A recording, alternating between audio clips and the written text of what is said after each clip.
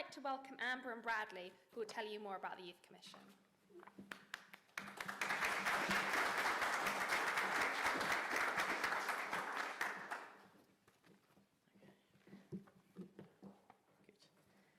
Okay. Good morning, everyone. Thank you for being here today. So we're just going to give you a brief overview of who the Youth Commission is and what we've been up to this year before we move on to the results of the year. So effectively, we are a group of 14 to 25-year-olds across Hampshire, Southampton, Portsmouth and the Isle of Wight. Some of us are still in school, some in college or attend university, and some of us have jobs. The one thing we all have in common, however, is an interest in seeing true social change and amplifying youth voices. We see the challenges young people face firsthand and have a real desire to make a difference. So, what do we do then? So we attend events and tackle our 3 priorities by consulting young people through our big conversation survey and raise awareness by creating workshops and social media posts to educate young people on issues. We then share these views with professionals like we are today and make recommendations for change and suggest solutions based on feedback we get from young people across the county. Essentially, we are here to pass on views to people who make decisions in order to make change. So, the Youth Commission were excited to be invited to become a part of the RAISE Reconnecting Albanian Youth and Society initiative due to our exemplar of good practice in the youth partnership or participation. So we were briefed by the Sustainable Criminal Justice Solutions and started the project by reviewing their proposed Youth Council's Manual of Guidance. So we gave our feedback on how that could be improved. We then had the opportunity to connect with them virtually, with their members in Albania, sharing the ways that we work and our models of engagement, and answering their questions that they had for us. The Youth Council decided to take on 3 elements of the Youth Commission structure as a result. We also met with them on Thursday, just gone, to hear their plans about setting a new project to reduce crimes in their areas.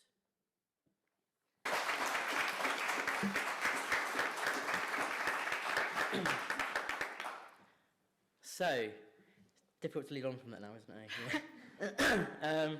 So on to our main project that we've already spoken about. So every year we choose 3 topics to work on. So for this year we have decided to work on safe on the streets, which include stalking, serious violence and violence against women and girls.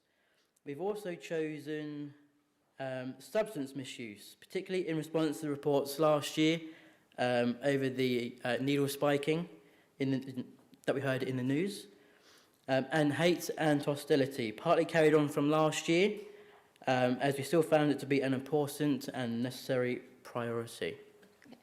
So, do you guys, can I just start finishing up your conversations? If anyone's got any quick feedback for us. There we go. Shall I? Yeah.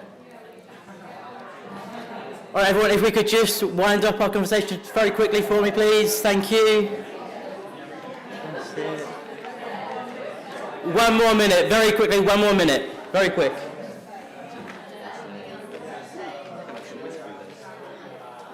We give them 30 seconds.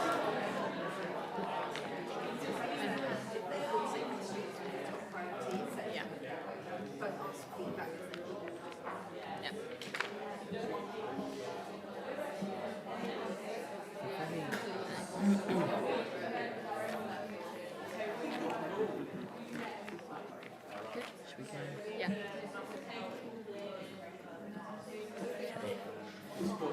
Let him do his little last bit with his hands. Hands up if it was safe in the streets as well, if it was. All right, everyone, we are going to carry on now.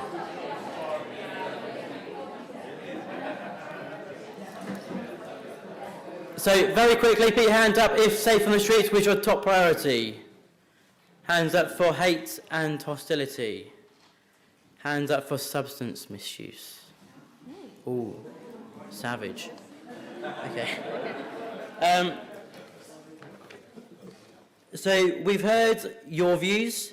Let's see what our participants had to say. So a massive 62% identified with safe on the streets as their top priority, 20% for hate and hostility, and 15% for substance misuse, and 3% gave their own ideas.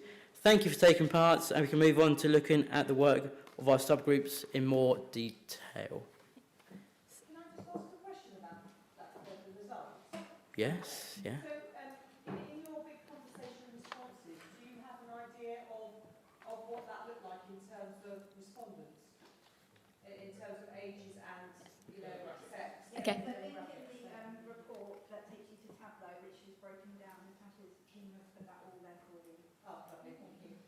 Perfect. So if I could just thank Brad for his help here and ask Ben to come and join me now. So, as a youth commission, we decided that we wanted to tackle hate and hostility again for another year, because we still thought that it was still a big priority that needs to be tackled. So I myself, last year, was a victim of a hate crime as well. So that's why I decided to be in the hate and hostility subgroup.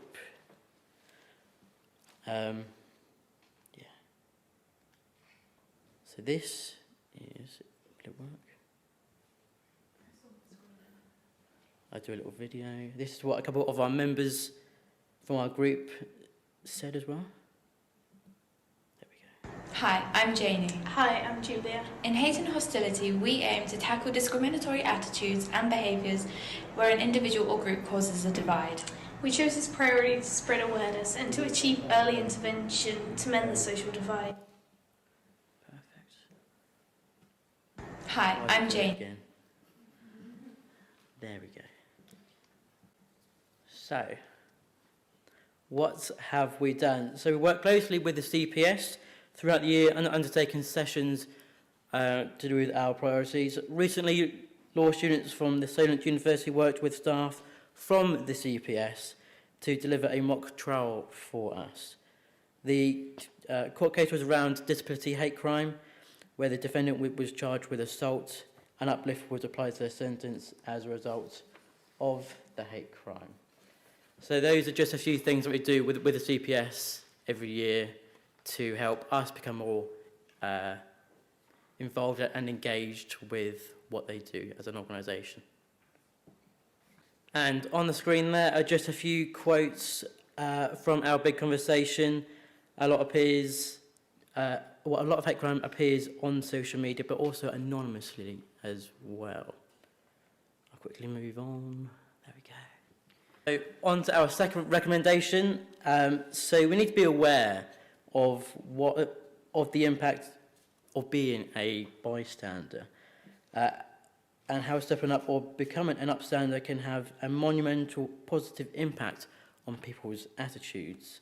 So to ensure this happens, we need to remove as many barriers people find when reporting incidents and ensure any bullying, hate crimes or hate incidents are dealt with in a severe and swift manner.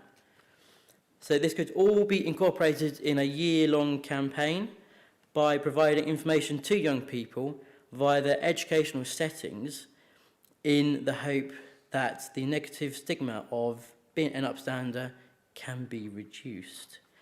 We'd also recommend creating a new website or web page to report any incidents, as this would aid confidence in people by reporting what happens. Again, this could be, in school as well, anonymously. But also involving authorities where appropriate would solve this as well.